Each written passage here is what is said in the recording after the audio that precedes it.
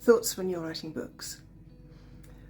When you're writing a book, you have to consider the morals of your story.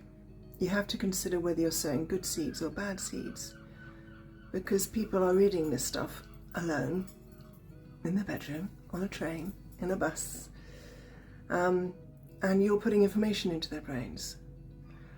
And you've got to be careful that it's positive, I think anyway, positive information. Although I deal with a lot of death and destruction, a lot of karmic action. Sorry, there's a lot of seagulls outside kicking off.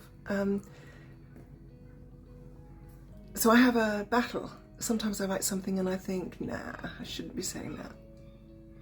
But because I work in crime also, I know that stuff like this does happen. And then I have a conversation in my head, well, people need to know.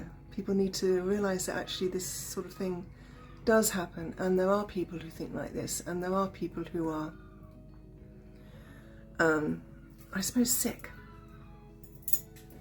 selfish, narcissistic, and they think it's okay to behave like this, and we need to protect the vulnerable in our society. So I have these thoughts of, yeah, that people should know this exists. Maybe it will upset them, make them feel uncomfortable, maybe they won't like it. But if the story goes that good overcomes evil, well, maybe that's okay to write about it. So sometimes I have to sit back and doubly think, am I doing the right thing in writing about the topics I write about? But I think there's an honesty that needs to be brought forward, and humans need to know that there are some humans that aren't that very nice, and we need to look after the more vulnerable humans. Anyway, these are the worries I have when I'm writing someone being murdered in one of my books.